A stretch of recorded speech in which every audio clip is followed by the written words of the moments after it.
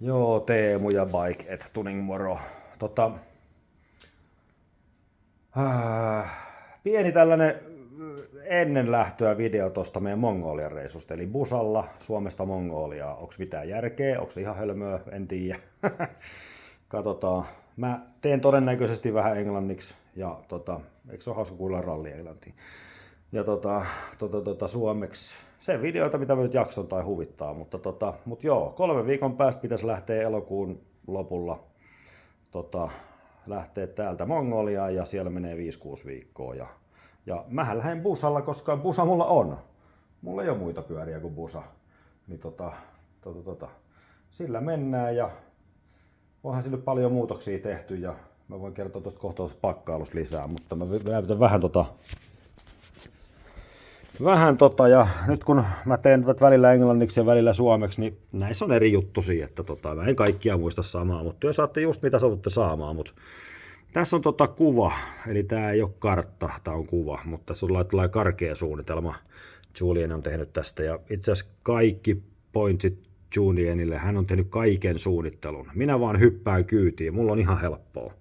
Mä en edes tiedä kaikkia paikkoja, missä se oikeasti meinataan käydä. Hän on kyllä lähettänyt mulle, että tää on ollut niin hullu kesä, että mä en ole kerennyt tsiikailemaan, mutta Julien lähtee tosissaan Norjasta ja mä lähden Suomesta ja me mennään sitten tosissaan tuosta lautalla yli Eestiin ja Eestistä ylittää raja tonne Venäjälle. Ja nyt oikeasti mä toivon, älkää laittako viestejä kommentingenttään mitään, mikä liittyy tämän alueen tilanteeseen, koska se voi vaikuttaa meidän reissuun. Tai sitten mä en yksinkertaisesti vaan jaa näitä videoita. Eli ei mitään kommenttia sieltä siihen liittyen. Et kaikkea muuta kyllä kiitoksia. Mutta tosissaan tää on vaan läpipyyhkäisy reitti, että sitten vedetään Kazakstaniin.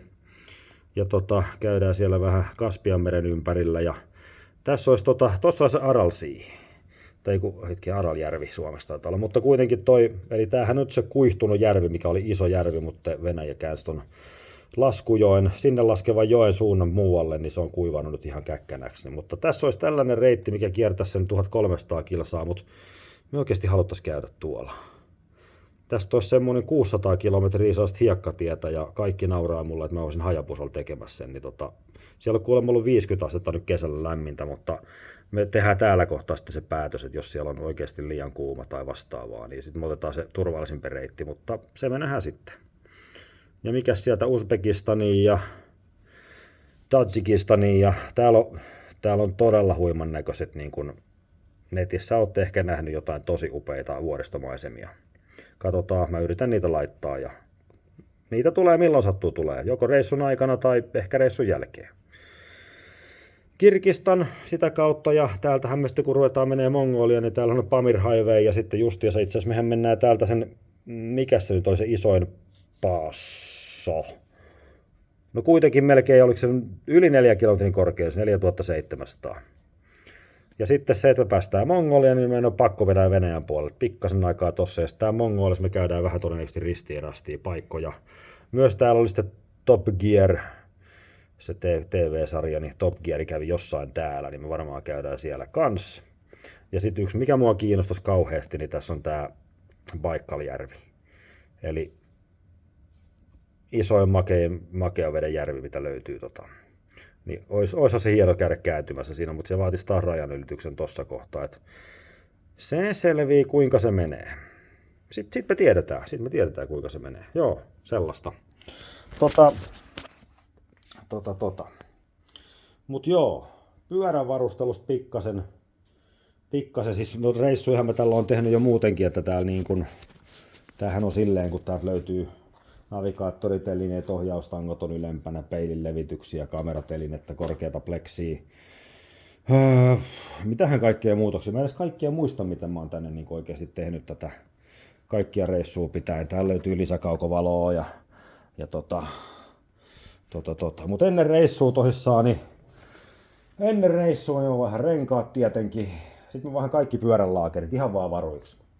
Niin se ei välttämättä olisi mitään vikaa, eikä välttämättä olisi mitään reissussakaan vikaa. Ketjut, rattaat mä laitan sinne tulee vähän lyhyempi välitys, takaratas tulee pikkasen suurempi nyt tähän reissuun. Ai niin ja bensahan siellä on semmoista, kun mehän ajetaan täällä 95, 98, niin siellä on 92. Niin voi olla, että pitää tehdä 2 eri karttaa tonne, että mä sitten saan toisen kartan naksautettua päälle, että siellä on vähän laimeimmat sytkät.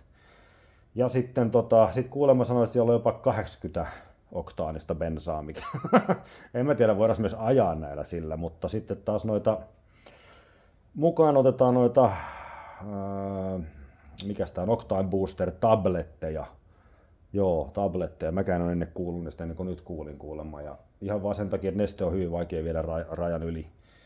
Mutta hyödynnetään niitä ja sitten tosissaan kuulemma niistä tahtoo vähän vettä olla välillä niistä bensoissa, että joutuuko laittaa suodattimia tai masinolia tankkiin, en tiedä.